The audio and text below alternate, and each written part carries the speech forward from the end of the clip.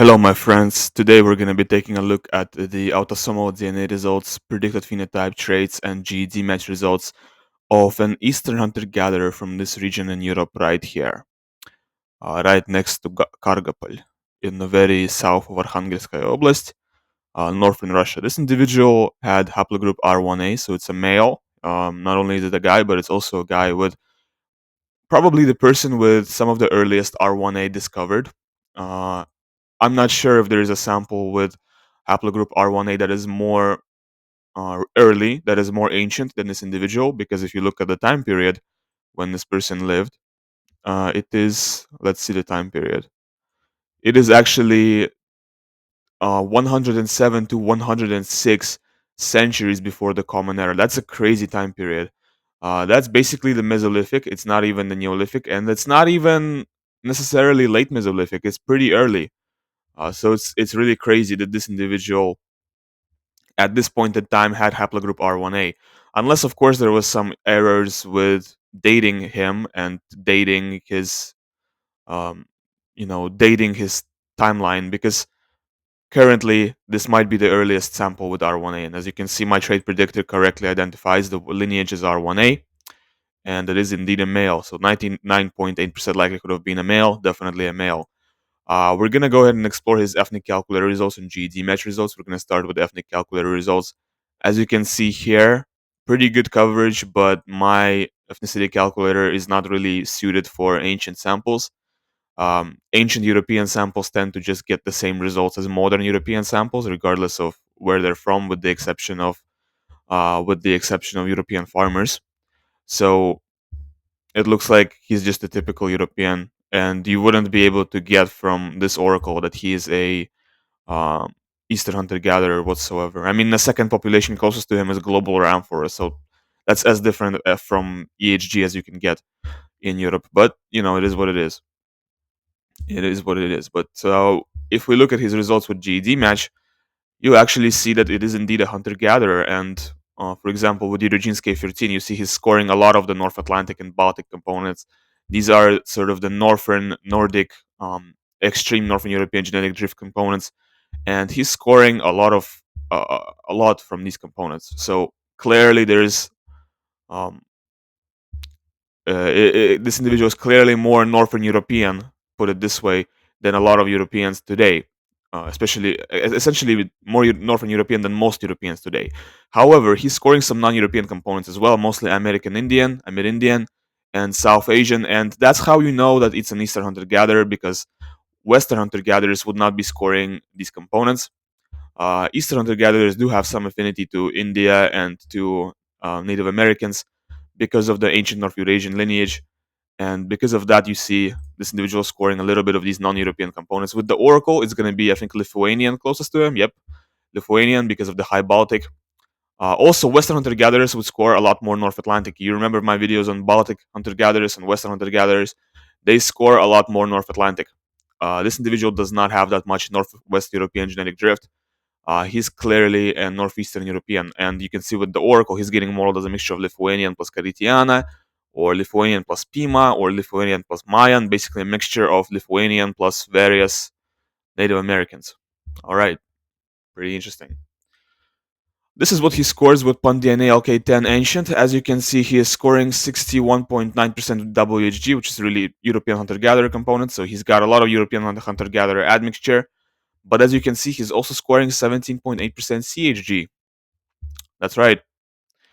Eastern hunter-gatherers actually have a lot of affinities to Caucasus. Caucasus affinities. Is it because of legitimate actual Caucasus admixture, as it was guessed previously, or is it because of affinities that exist between the ancient North Eurasians and populations of the Caucasus? It is hard to tell. I can't really answer that question because I don't know. But the fact of the matter is, Eastern hunter-gatherers have some affinities to populations of the Caucasus, and you can see that with these calculators here. Let's click on the Oracle, and with the Oracle, you see this individual is getting modeled also as a mixture of Lithuanian plus Caritiana, or Estonian plus Caritiana, or basically various Baltic people plus Native Americans. Very interesting. We're going to close this right here, and now let's move on to this calculator with MDL PK11 Modern. As you can see, he's scoring mostly WHG, which is really European hunter-gatherer component. And as I've said previously in my previous videos, this WHG component is not really WHG. It represents a European hunter-gatherer components, all of them. So SHG, BHG, mostly score WHG with this calculator, score 100% WHG.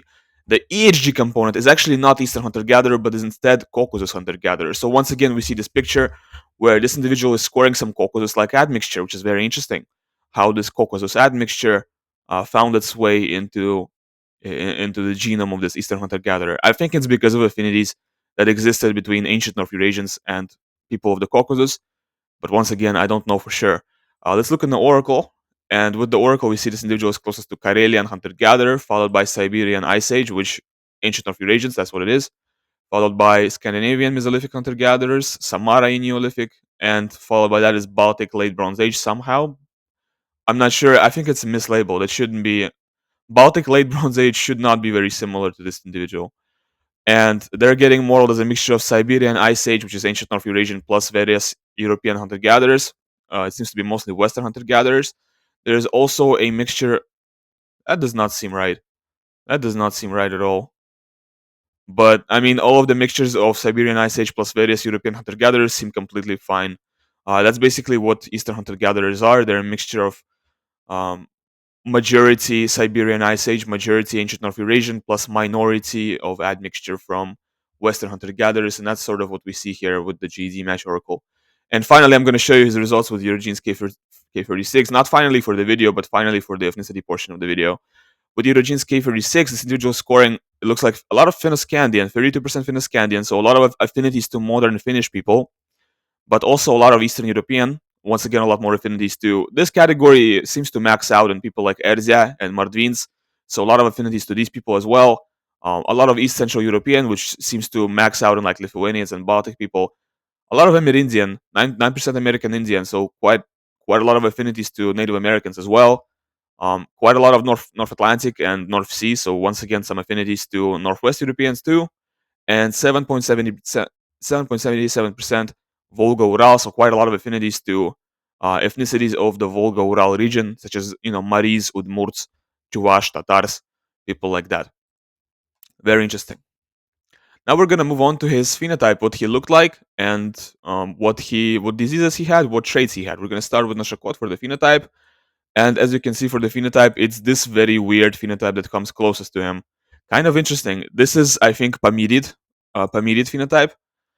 And I did change the phenotype so that the ethnicity plays a role. So if the ethnicity actually plays a role in what phenotype you get predicted.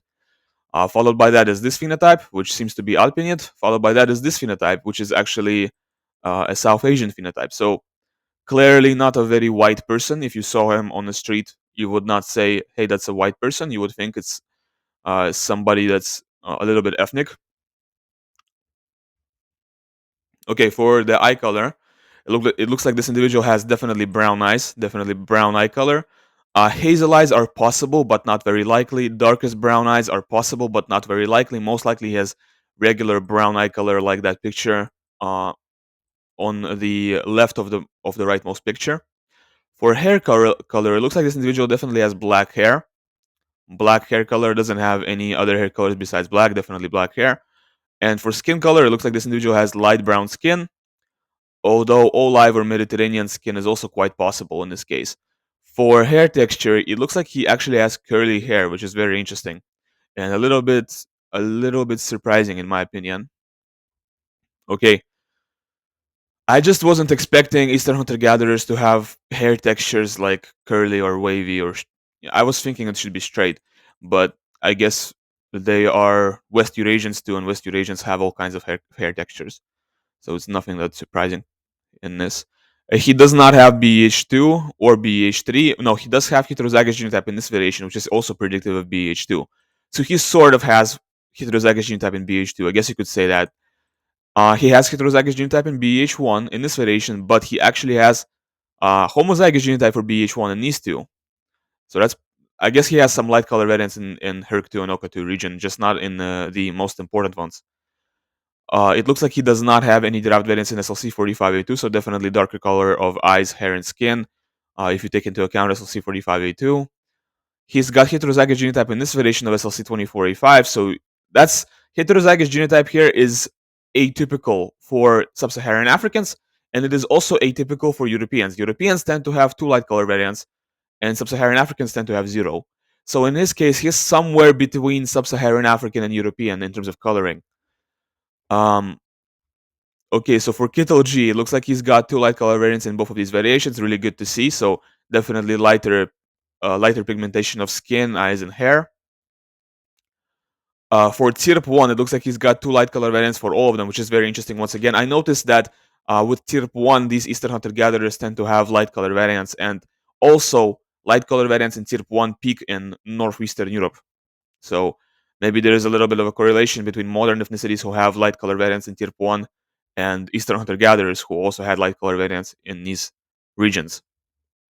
And it looks like he does not have any light color variants in MC1R. All right. So no predisposition to being ginger. So now we're going to check his polygenic risk scores and what diseases he might have had. For the polygenic risk scores, it looks like he's got a very high score for schizophrenia. Very interesting. Surprising, actually. A below average score for diabetes, a high score for Alzheimer's. Once again, that's also a little bit surprising. So we're going to have to explore the Alzheimer's score in detail. And a very low score for multiple sclerosis. And so we remember schizophrenia and Alzheimer's. That's what we have to keep in keep in touch. 3 risk variants for breast cancer out of 24, which is pretty typical. 11 for testicular cancer out of 22, pretty typical. 3 risk variants for celiac disease out of 12, pretty typical. 0 for GSS out of 16, pretty good, pretty typical. 7 for Crohn's out of 28, pretty typical. 0 for Raffenstein's out of 22, pretty typical. 5 for Parkinson's out of 44, pretty typical. I noticed that a lot. Even though it says on the page at the very bottom here that the typical risk score is 0 variants, I noticed that's not really the case. I notice I get a lot of samples with 5 or 4. All right, so we're gonna we have to keep in mind that we have to remember about schizophrenia and Alzheimer's. So we're gonna explore these two regions. It looks like for schizophrenia, this individual does not have any no-go learner variant in DRD2 Pro, Pro, so that definitely contributed to scoring high for schizophrenia. He's got this genotype in DRD2, also leads to higher auto schizophrenia. He's got this variation, which is pretty uncommon. He's got one risk variant for psychosis in this variation of MIR378F, and that's a very rare genotype. So that also contributes to the score. I haven't really seen that very often. I don't think I've seen that a lot. I don't think I have seen this kind of a genotype very often. Let's put it this way. It looks like he's got a gene common Valmet variation, meaning Valmet genotype, intermediate speed of dopamine reuptake, intermediate dopamine levels between the Warrior and the Warrior genotype, but he's a Warrior in MAOA, so overall he's definitely more of a Warrior than a Warrior. If you take MAOA and COMT into account, they both do the same thing. He's more of a Warrior for sure. And therefore he's got higher dopamine levels and certain advantages in attention tasks, attention and motivation tasks, disadvantages in stress resiliency. He does not have the A1 allele in TAC1. Once again, this also, it's not a part of the calculation of the score, but it also contributes to a higher score for schizophrenia, just because of what it does in terms of the brain chemistry. Increased number of dopamine D2 receptor sites in the brain, and decreased in the risk of ADHD, alcoholism, Parkinson's. All that contributes to a higher predisposition to schizophrenia, although it is not a part of my calculation. I don't add stuff that I think has an effect. I add stuff that I know has been researched and for sure has an effect, right?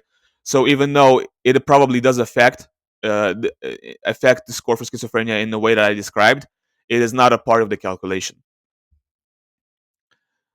Okay, it looks like he's got short form 5-HTTLPR, very interesting. So short form 5-HTTLPR is typical for people who are not Europeans, and it is also typical for Europeans, but Europeans are just the only people group in the world who sometimes have long form 5-HTTLPR. So he's got short form 5-HTTLPR, slightly higher risk of depression, typical stuff. Autism, we are going to skip. DDC, we are going to skip. Lactose persistence, it looks like he does not carry any variants for European lactose persistence. If you took a ancestry test, they would say, hey, you are lactose intolerant. So he does not have the European variants for that, but no surprise, he's a very ancient individual, mesolithic person. For OXTR, the empathy gene, it looks like he's got heterozygous genotype in OXTR. Um, but he does have this genotype, which leads to higher OXTR expression and higher levels of empathy, and it's pretty uncommon. But he also has this genotype, which leads to lower levels of empathy, and this genotype, which leads to, once again, higher levels of empathy. So I can't really make sense. Is he a sociopath or an empath? It's not so conclusive, right? He could be anything. For diabetes, it looks like he does not have type 1 diabetes. For hemochromatosis, it looks like he does not carry any risk variants for hemochromatosis. Really good to see. For Alzheimer's, this is something we have to look out for.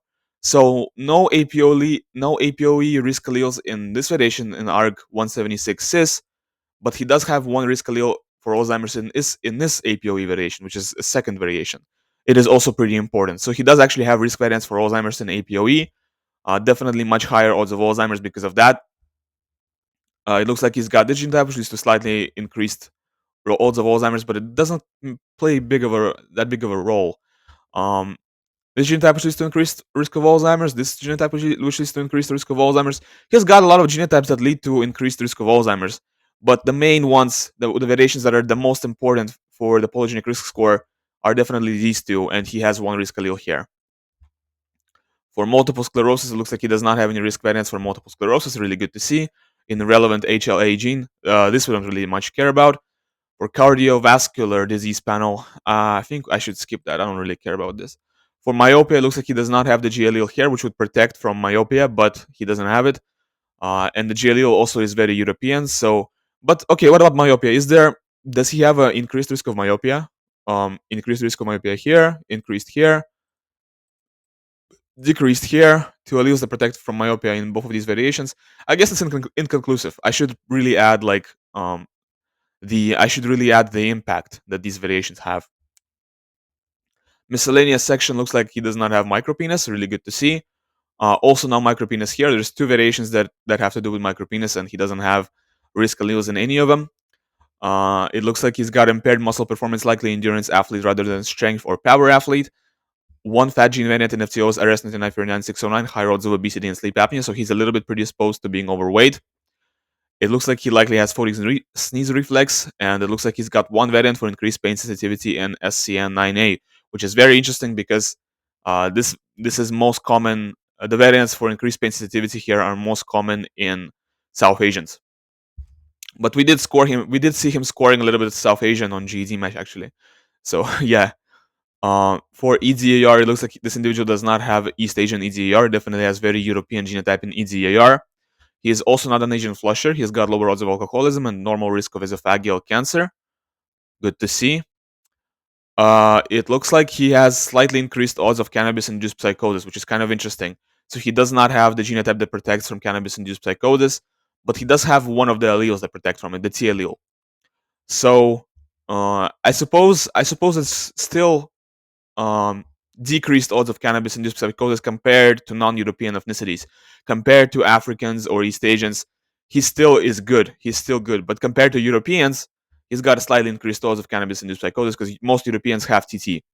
Or at least the majority of Europe. I shouldn't say most, I say the majority of Europeans have TT here. For albinism in a typical traits panel, it looks like he does not carry any risk variants for albinism, and he is also not a carrier for Melanesian blonde hair variants. So he's definitely not a carrier for the Melanesian, Papuan, whatever blonde hair mutations. Mutation, it's just one mutation in tier 1 right here. For familiar Mediterranean fever, it looks like he does not have any risk variants for that, except for this one. He actually has one risk variant for familiar Mediterranean fever. Familiar Mediterranean fever. I should pronounce it better. So it looks like he does have one risk variant for that. Very interesting. But you can see it's a very high coverage file. I mean, pretty much everything relevant is found here. We're going to skip MTHFR. Cancers, it looks like he's got the genotype which leads to increased risk of testicular cancer. So for testicular cancer, actually not everything was found because there should be 3 here, but only 2 are. So I guess even with a file that's this high quality, not everything relevant is found. For leukemia panel, it looks like he's got in this genotype which leads to a moderately increased risk of leukemia, which is very unfortunate. But all the other genotypes contribute to a decrease in the risk of leukemia. So I don't know. Probably is okay. For rare diseases and traits panel, it looks like he does not carry variants for Bloom syndrome, no von Gerg's disease. He's got this genotype which leads to increased risk for several autoimmune diseases, including Addison's and type 1 diabetes. But we already know he doesn't have type 1 diabetes. Uh, for celiac disease, it looks like no risk variance for that. For allergies panel, it looks like he's got these genotypes. This genotype leads to increased odds of allergies. This genotype which leads to 1.7 times increased risk of peanut allergy. But he also has genotypes which decrease the risk of allergies. Pretty cool. Pretty good to see. For androgen receptor gene AR panel, it looks like he's got GG hair, which leads to higher odds of baldness. Really good. Very typical stuff for Europeans. But keep in mind that this genotype, there's actually a good side to it. It's not just you have higher odds of baldness. It's also that you have more facial hair, more body hair. It's the whole package, right? So the baldness is unfortunate, but there's also benefits like having more facial hair, more body hair. No androgen insensitivity, no Reifenstein syndrome. We already know no Reifenstein syndrome because we were looking at the polygenic risk scores earlier. For Crohn's disease, it looks like he does not have Crohn's disease. Really good to see. For Canavan syndrome, no risk variance for that. For HIV and AIDS panel, look at that. He actually has protective variants from HIV in both of the relevant variations. So he's definitely protected from HIV, and that's very interesting to me because I want to make a video on this actually because people have been suggesting in the scientific community that Europeans developed protections from HIV because of the Black Plague, because these protections helped Europeans survive the Black Plague, and they were selected for. It was kind of like a natural selection type of thing, and because of that, Europeans the alleles that protect from HIV peak in Europeans. But this sort of disproves this whole sentiment because obviously this person is not a survivor of the Black Plague, nor does he descend from people that survived the Black Plague. I've made videos on Neolithic farmers from Barson. So many of them had protective variants. It's insane. And obviously none of them are survivors of the Black Plague. So I don't think the Black Plague argument has any merit. And by the way, it came to Europe from Asia, so why don't Asians have these mutations or any mutations that would protect from HIV? Why is it only Europeans? It's such a soap argument, you know. I just there you go. I'm disproving it. But this individual does have protection from HIV. Just get back on track. If the viral load in his case is lower, he can be infected and then a decade later get AIDS. Whereas somebody without these protections would get infected and 8 months later would get AIDS. So there is that definitely makes a big difference. For muscular dystrophy myopathies, it looks like he does not have any risk variance for that, and he's got 0 risk variance for ADL out of 48 total. Really good to see, no risk variance for that. For color blindness panel, it looks like he does not have any risk variance for color blindness in OPN1LW or OPN1SW. Unfortunately, nothing relevant was found in OPN1MW. All right. For FTO gene panel, it looks like he actually does have the fat gene. Look at that. Pretty much all of these genotypes, he's got homozygous genotype and highest odds of extreme obesity. And it sounds really scary. But he is definitely predisposed to being overweight. Okay. He's got longer typical sleep duration. He's got higher odds of male pattern baldness. Keep in mind these genotypes that lead to higher odds of male pattern baldness. There's also a plus, and the plus is that you would have more facial hair and body hair. Higher odds of motion sickness, lower predisposition to anger, significantly shorter telomere length, and shorter lifespan, which is very unfortunate. And also this genotype which leads to shorter telomere length and shorter lifespan, also very unfortunate. Well, that's pretty much all there is to this individual. Thanks for watching my video until the end. Leave a like and subscribe if you enjoyed it. And also you can download this sample in 23andMe format from link, which is in the description of the video. Thanks for watching. Goodbye.